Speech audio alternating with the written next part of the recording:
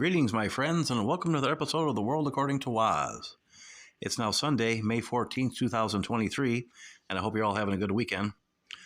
I've got some wacky woke news stories for us today to go over. The first one here is out of Ohio. The headline of the story is Federal Lawsuit Alleges Ohio School District is Punishing Students for Misgendering Peers even if it happens at home. Parents Defending Education, or PDE is short, a national nonprofit association, filed a lawsuit against Olentangy Local School District on Thursday in the U.S. District Court for the Southern District of Ohio. The lawsuit alleges that the district policy violates students' First Amendment rights by chilling students' free speech rights, compelling students to affirm beliefs about sex and gender that are contrary to their own deeply held beliefs, and violating parents' 14th Amendment rights through the district's efforts to restrict speech off school grounds and in families' homes. The district's student code of conduct lists transgender identity as a protected group and requires students to use classmates' preferred pronouns.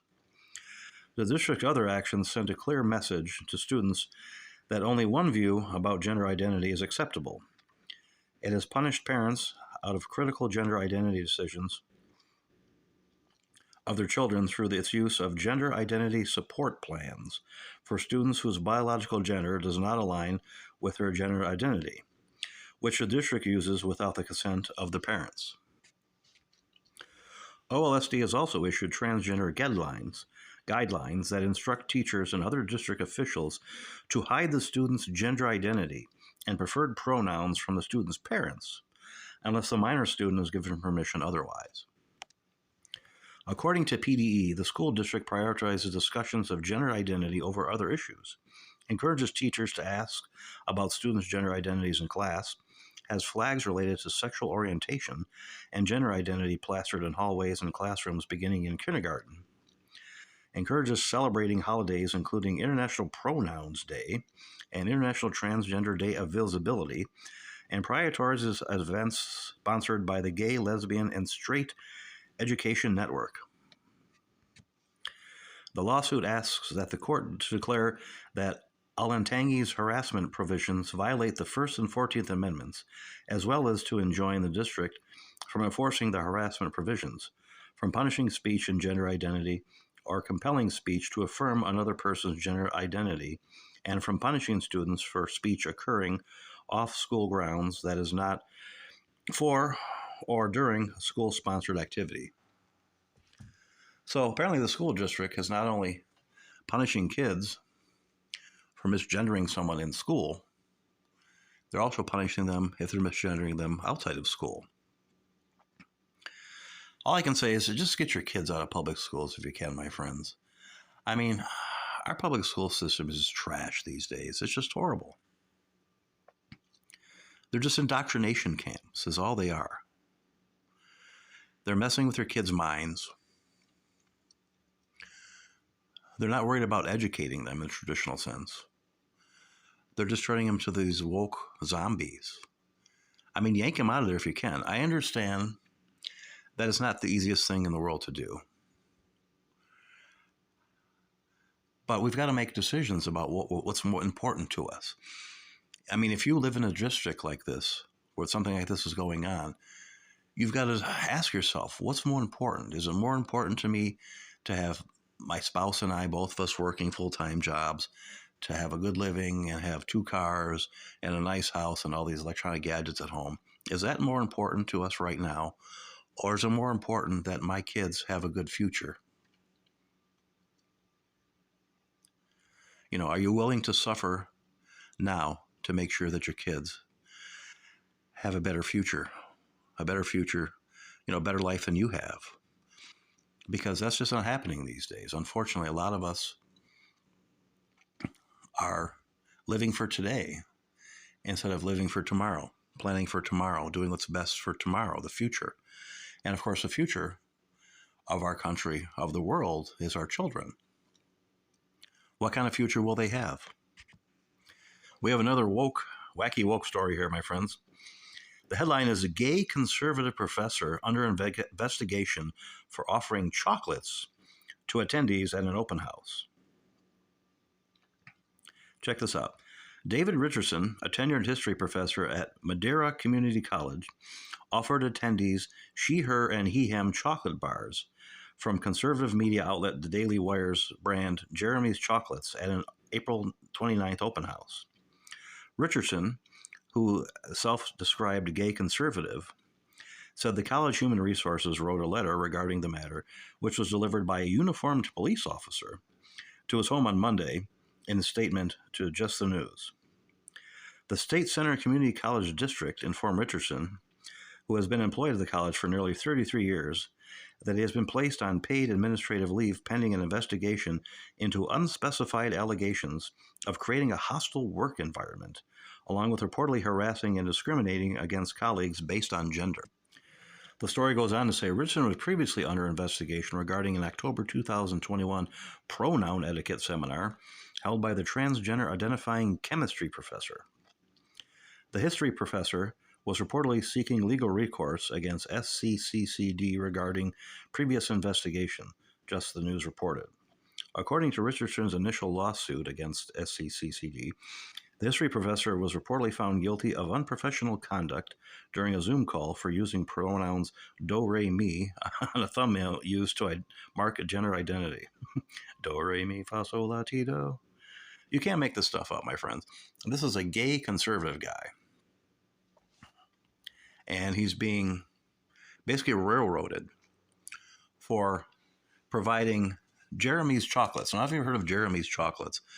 The Daily Wire, Ben Shapiro's outfit, they've got a guy named Jeremy Boring. And back a few months back, I think it was a few months back, Hershey's Chocolates had their one of their transgender or gay whatever commercials come out. And in response, they came up with Jeremy's Chocolates. He, her, and she, her, and he, him chocolate bars, depending on your gender, your sex. And some are just plain chocolate and some had nuts in them. So this gay conservative college professor passes out these chocolates at school, at a community college, and he gets in trouble for it. I mean, this whole thing is just insane. These people are just crazy. It's like the story I had the other day about the homeless guy who defecated on a gay pride flag. And they're trying to prosecute him for a hate crime. You've got all these protected groups now going after each other. I mean, that's how this thing ends up. It ends up, they end up eating themselves at the end of the day. They end up going after themselves. So you've got this homeless man who had to go to the bathroom, found this gay pride flag at a local restaurant, did his business on one of them, got another gay pride flag, wiped his rear end with the other, and they're trying to prosecute him for a hate crime. Oh, you can't make this stuff up. It's just ridiculous. We've got one more woke story here for you, my friends, about Florida. This is from CNN Business News. Bob Iger to Ron DeSantis. Does Florida want our jobs and taxes or not? Disney CEO Bob Iger said Florida Governor Ron DeSantis' attacks on the company threaten its plans for $17 billion investment and 13,000 new jobs at Disney World over the next 10 years. In comments Wednesday during a call with investors, Iger defended Disney as Florida attempts to wrest control of powers granted to the special taxing district overseeing Disney World's zoning decisions. Disney and Florida are locked in a legal battle. Iger did not mention DeSantis by name or explicitly say Disney is reconsidering its planned investment, but he said Florida is acting unfairly to the company and asked, does the state want us to invest more, employ more people, and pay more taxes or not? According to the story, last month, Disney sued the state of Florida in federal court, charging that the state is illegally trying to punish the company for exercising its First Amendment rights to oppose legislation backed by DeSantis and Republican-controlled legislature in the state. The legislation at issue, passed last year, limited discussions of LGBTQ issues in Florida schools, a bill that opponents refer to as the Don't Say Gay bill. Disney has for decades controlled a special taxing district that had the right to make zoning decisions in and around Disney World, The state attempted to give state appointees control of the board, but the Disney-appointed board preempted the state by giving Disney control of the powers traditionally granted to the district for decades to come. DeSantis has threatened that he also threatened to take further action against Disney, even suggesting the state might decide to build a state prison adjacent to the theme park. That prompted Disney's federal lawsuit and a countersuit by Florida. Oh my God, this stuff is just crazy. Well, as far as I'm concerned, I hope Ron DeSantis sticks to his guns on this. There's a reason why he's the most popular governor in the country. It's because of the things he's been doing, like this. Fighting back against the woke agenda, against the grooming of children, specifically in schools and that. And obviously he's doing something right. He won by a major landslide, 20%, in a November election for re-election for governor. I hope he sticks to his guns here. I mean, you have to do the right thing. Sometimes that means you may lose money in the end, like I mentioned earlier in the previous story. But we have to do what's right. At the end of the day, you have to ask yourself, what's more important, the money or doing the right thing? That determines what kind of person you are, as far as I'm concerned. Do you truly believe what you say? If you do, you'll stick to your guns. If not, you'll cave. And you'll just take the money instead of doing the right thing. And we've obviously got to fight back against this woke agenda, the grooming of children and things like that. Disney has just gone crazy with this. All these great gay pride stuff they got going on. They got stuff going on in the park itself. I had a story, I think, earlier, maybe a few weeks back or so, about them having events in the evening, gay pride events in the park itself. Where obviously young kids can be there to witness and participate in these things. And this is just insane. Florida's got to fight back, in my opinion, against this. And in the end, if it means Disney World packs up and leaves, then so be it. You've got to do the right thing here. You can't cave.